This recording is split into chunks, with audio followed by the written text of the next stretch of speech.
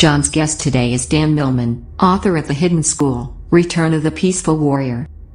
Hi, and welcome to Chief for Yourself. It's great to have you here today, wherever you happen to be in the world at this moment. Our guest on the program is, well, many things. A former world trampoline champion, a Hall of Fame gymnast. He has taught and coached at the college level too, but you probably know him best as an author. Dan Millman's first book, the internationally best-selling Way of the Peaceful Warrior, was adapted into a movie starring Nick Nolte. Dan's written a lot of books, too. He was with us in early 2016 to talk about his book, The Four Purposes of Life. And today, he's back with a book called The Hidden School, Return of the Peaceful Warrior. And Dan, I want to start us out with a sort of a timeline for a moment, just to get our bearings. We go back to the mid-'60s. You're a student athlete at Berkeley, one of the most happening places on the planet at the time. You stop into an all-night gas station and you meet the guy who you will come to call Socrates. Who is Socrates, and what kind of impression does he end up having in your life? Well, Socrates is different people, John. First of all, he is a real flesh and blood old guy I met in 1966, December of 1966, in an old Texaco station on the corner of the UC campus. I was walking home from a late night date about 3 in the morning, and hard to believe I stayed up that late, but I did when I was young, and met this old fellow who wouldn't tell me his name. I came to call him Socrates, but he's also a character in my book. It has a new life there. I wrote one book about his life, which started in Russia in 1872. So he's different people, but he's the archetypal mentor. And many people who read Way of the Peaceful Warrior said, Dan, I wish I had a teacher like Socrates. And I want to tell them, you do. That's why I wrote the book, so my teacher could become yours as well and convey some of these universal reminders and principles and perspectives that people seem to find engaging for the last 37 years between Way of the Peaceful Warrior and the new book, The Hidden School, which actually completes that first book. It's a part of it. We call that a sequel, I guess. Is that fair? No, actually it's not. People are used to, Game of Thrones 1, 2, and 3, where one follows the next. But I didn't write another book after Way of the Peaceful Warrior for 10 years. And then new experiences and insights came. So I wrote Sacred Journey of the Peaceful Warrior, which was intimately connected. In fact, it took place prior to the final chapter of Way of the Peaceful Warrior.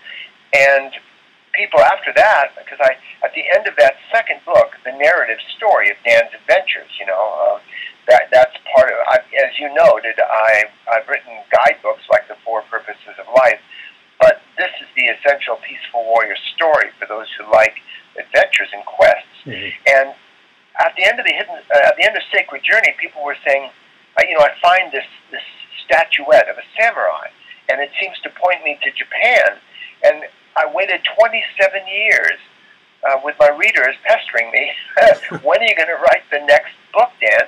So finally, 37 years after the initial book, it was time. I could articulate the ideas that I needed to articulate in The Hidden School. But both Sacred Journey, since you asked for a timeline, Sacred Journey and The Hidden School both take place within the time frame of my original book. So both these stories, The Hidden School ends just before the final chapter of Way of the Peaceful Warrior, as if I stuck it into the book. It fills in some blanks of the years of traveling. So that's how it fits in. It doesn't take place after the initial book. It is part of it. And to keep with the timeline idea, shortly after your time at Berkeley, you're out into the world, and you describe your situation with a fantastic line, and I think this is an Everyman kind of a feeling. I was haunted by the feeling that I was missing something important. That real life was passing me by while I played pretend in the shallows of convention. Great line. What was that time like for you? There was something in me, and I believe the reason my books have been so popular is because it reflects what's in every person. I am kind of an everyman, not in some superior position preaching to people. My experience seems to reflect many. And that feeling, that yearning for the transcendent, for some bigger picture wisdom, understanding what I was doing here, not just rather than a tunnel vision, plowing through life, just doing what I was supposed to. I wanted to find out what it's all for, and that began a long quest, which distilled itself and organized itself into this trilogy. We hear the pounding of war drums most every day, and we're all too aware of the warriors who come back from combat to live shattered lives. And with that in mind, what does it mean to be a peaceful warrior in today's world? Well, that's an important question, especially for those not familiar with my work. The term peaceful warrior really reflects all of us, because everybody I've ever seen is striving to live with a peaceful heart, a sense of serenity, equanimity, a way to rise above or gracefully pass through the stresses of everyday life. But at the same time, we all can acknowledge there are times in our lives we need a warrior's spirit. And it's not just about fighting, though we do have our own battles with self-doubt, insecurity, and that sort of thing, these inner demons, so to speak. But it's really about applying a warrior's spirit and strength and commitment and resilience to the challenges of everyday life, in relationships, finances, decision-making, careers, all these things. There are times we need to really buckle down, and we all have. That's the thing. Your listeners know times they have gone through some difficult situation, loss, a change, and that calls forth that warrior spirit. Life develops what it demands. The Peaceful Warrior Saga, as it's called, is something that I don't think you expected to be a hit. It didn't have a lot of success in the beginning, did it? No. I thought maybe a few college students would like it, but not to sound too self-congratulatory, I mean, the fact is it's been passed generation to generation, parents to children, children to parents, for the last 37 years since its publication. But at the start, because, you see, it's not memoir, my books, and it's not exactly autobiography. Way of the Peaceful Warrior has many elements and incidents from my actual life, but I also wove in some fiction for the sake of the story and the teaching. So that's what made it a bit unusual. And so there's this blend of fact and autobiography and fiction in my various stories, and that's how it took shape. Your writing has, for lack of a better word, I call it muscularity. It's not your typical, it's certainly not new agey, which a word that I really don't like, or airy-fairy or anything. It has a certain, I guess, maleness to it, which is okay. I mean, we always assign spiritual things and the ethereal things to the female energy, but you give it more of a masculine energy. How does the average guy, if there's such a thing, get the courage to just, as you put it, do it? Well, one way I look at this is my background as an athlete and a coach, I think, helped dispose me to actual outcomes in real life rather than abstract notions and beautiful sounding ideas that you want to ask, what do I do with this? And in fact, that's reflected in, I've been teaching for 30 years various seminars and trainings and retreats, and virtually always we get 40 to 60% clustering around 50% males, 50% females.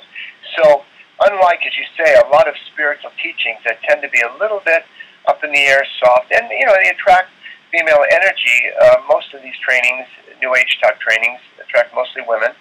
I seem to have found a balance that men and women, and obviously women are great athletes too. There's this new egalitarianism. We haven't finished yet, though. I'm definitely a feminist. I have 3 daughters and a granddaughter and 3 grandsons as well. So I think, yes, the book seems to appeal to men and women in equal measure. Perhaps because it's a story of an athlete, people can relate to it. Mm-hmm. It's grounded. That's why I recommend people have their head in the clouds but their feet on the ground. No. And something that reminds me of the idea of the ego. You've had a lot of accomplishments. You've had a great life. You've been victorious, if you will, in a lot of ways.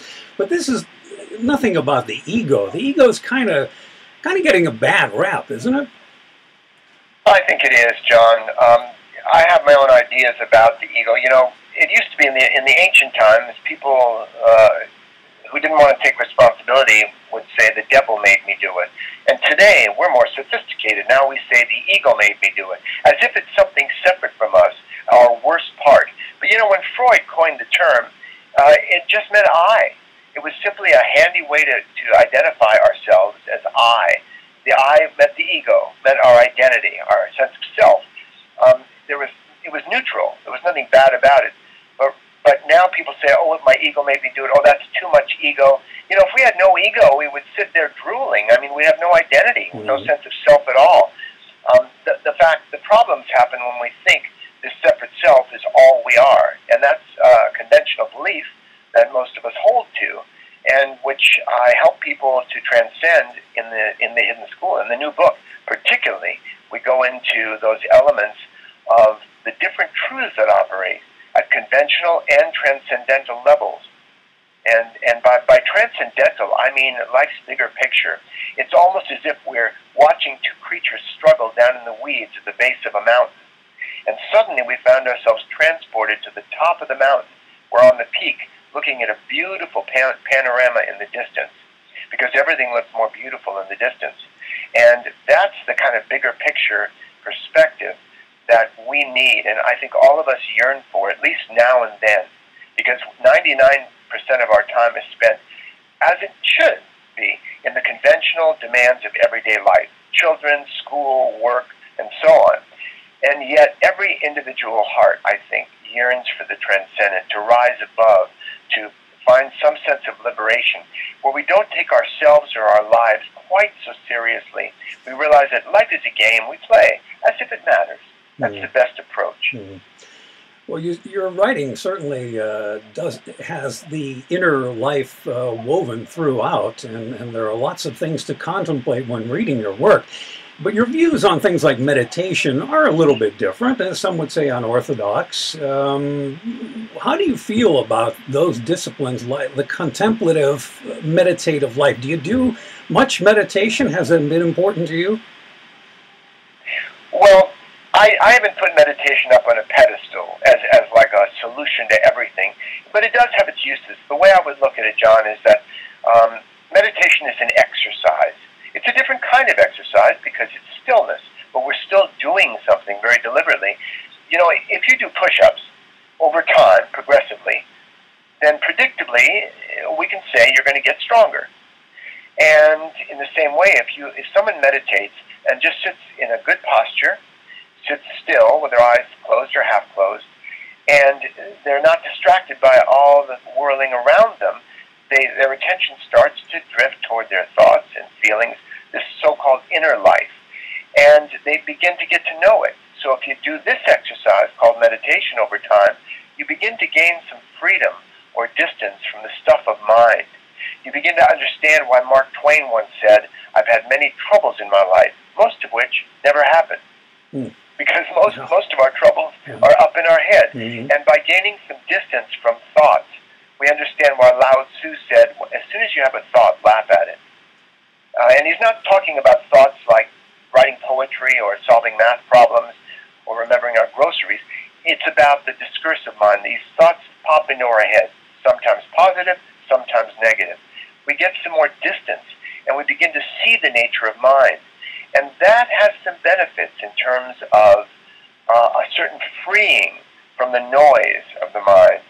And so yes, it's a useful exercise, and I've created in the Hidden School a rather powerful 4-minute meditation, which I'll be teaching at various seminars and so on, and online as well through my website soon.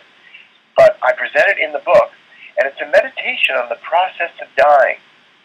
Now, why would anyone want to do that? There are a number of reasons, but the primary one, and the major goal I have in writing The Hidden School, is to leave the reader who finishes the book with a newfound appreciation for the incredible, just unbelievable opportunity to live a human life on planet Earth. How rare that is, and how much we take it for granted. It's almost inevitable. When wake up in the morning with all the things that we have to do that day. Our attention is on this or that. But we forget just the opportunity to have a chance to live a human life. That is what I want to convey, and to help enlighten people up. The book goes into or touches in the areas of martial arts, and you're very skilled in the martial arts. You have a black belt, I believe it's in Aikido? I do, so now if I'm ever attacked on the street, I can whip out my certificate, you know. Yeah, I did get a black belt in Aikido. I've explored the breadth of martial arts. I can't say I've gone into super depth, but enough to get a black belt. That means you're a beginner, really. It's just that understanding martial arts gets us in touch with the warrior spirit. Because in sports, all that's at stake is you might lose a point or a game or a match. But in the martial arts, the lineage is about life and death. It's more sincere and deep in that sense. So that's the value I found in practicing and studying various martial arts, from judo to karate to aikido to Filipino arts to a degree, and Tai Chi, which I highlight in the hidden school, Tai Chi Chuan, because I'm in China at the time in this story. But I also explored various other arts. Yeah. I know parents like to consider martial arts for their kids, and if you would, explain the difference between martial arts and, they may be thinking, self-defense. Well, martial arts can give kids a certain confidence and a grounding. I think it's great for kids, depending on the teacher. It's always depending on the teacher. But, self-defense is quite different from... Martial arts are arts. You learn ritualized movements, you practice certain things over and over, you develop coordination and focus. Same with gymnastics. It's great for kids as well to develop strength and courage and focus and flexibility and so on. And these are all good foundation arts, no matter what sports children end up doing. It's great getting exposed to both of these things. But self-defense is very different because of the adrenal stress. If someone is actually attacked, they get tunnel vision, dry mouth. The fancy moves don't work. You have to use high percentage shots. People can look up Fast Defense online, fastdefense.com, and for one of the best self-defense courses. I know there's Krav Maga and others from Israel, but fastdefense.com is one of the most realistic and helpful and effective methods for avoiding trouble in the first place, defining boundaries, keeping out of trouble, but also, if it comes to that, knockout type of self-defense. And it can be taught in much less time than the years people spend studying martial arts. But obviously, there's great value in practicing something over time as well. And you were, I believe, 9 years old when you started. I didn't realize that. What were you studying at the time? Well, I don't know how many 9-year-olds do serious study, but I did start judo when I was 9. I met the great judoka, Gene LaBelle. He was a world champion. Great guy. He let the little kids like me throw him around, taking falls like a stuntman. So anyway, that's what I started with, and then later karate, in high school. And then for 10 years, I just did gymnastics. I didn't do martial arts. So I got a 7th degree black belt on the trampoline. And then I went back to the arts when I started coaching in Aikido and so on. But, again, I don't know what this will mean to your listeners, but male or female, I think it's really useful for someone to find a good teacher. That's more important than the style of art. But finding a good teacher is really, really beautiful for anyone. If I can depart from the hidden school for just a moment, you wrote in, I believe it was the 4 purposes, that the second purpose is finding a career. And I was curious as to, because a lot of people are searching, even late in life, for what they really want to be when they grow up. If you can explain the difference between a career and a calling. I'd be happy to, sure. Yes, I wrote the 4 purposes as a manual to help clarify some big picture elements of life as well. It's not a story like the hidden school, but for those who just like a straightforward guidebook. And yes, as you say, the second purpose is finding our career and calling. A calling is something we're just attracted to. We don't always know why. We might have discovered it as a kid, collecting stamps or video games, whatever it is. It's something we love to do when we have free time. And some callings develop into a career. Somebody likes to play guitar and they end up making a living at it. But often they just stay callings. There's something we're drawn to. It could be the military, the clergy. There are various meanings of the word calling. But it's just something we love to do. And I love to write. I never had an idea that I would necessarily make a living at it. Whereas, a career is what we do for an income. We may love our career. We may find it meaningful, like the people we work with, and so on. But if we weren't getting paid anything, we'd have to find something else. So the primary thing is developing an income. But for some people, their career is also a calling. They love doing it. Now, how do you know if it's a calling? Well, if you won the lottery, would you continue to do it? If you would, it's also a calling. If you would quit your day job, it's just a career or a job. So it's important for people to understand the difference, because that way starving artists can also get a day job to help being more independent, and while they pursue their calling. And at the same time, someone is totally wrapped up in their career might reawaken their calling, something they once loved doing, and enrich their life practicing that in their spare time. So that's what I mean by the difference between the two. Well, this book, and I don't want to give away the ending, certainly surprised me for the end. It didn't finish actually the way I thought it would, so I'll leave that up to the reader to flesh that out. One last question, I guess, to sort of leave us with something to think about. You've had such a rich life, and you've had so many accomplishments, and for those who are just kind of, I don't know, maybe trying to get out of the cubicle at the office or find their way, what piece of peaceful warrior advice would you give? I think if I had to just do a summary type, there's so much advice. Stanislaw Lech once said, I wanted to tell the world just one word. Unable to do that, I became a writer. And John, I can relate because 17 books. They say you teach what you need to learn. I must have needed to learn a lot.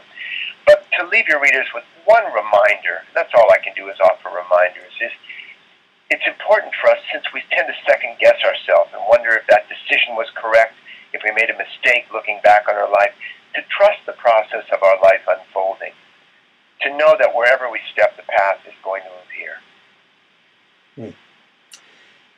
And your website, which is home to lots of information, including information on all of your writing, that's peacefulwarrior.com, right? People can go there to learn more? Yes, that would be a good place. They can even learn about their life path. Yeah. And, All right, the book is The Hidden School, Return of the Peaceful Warrior, from our guest, Dan Millman. Dan, you always bring such a terrific energy to a show that pretty much concentrates on energy. You were a great guest last time, and you've done it again. And I hope that whatever your future holds for you, that you'll come back and talk to us again. I really like that. That would be a pleasure, John. Thanks for having me on.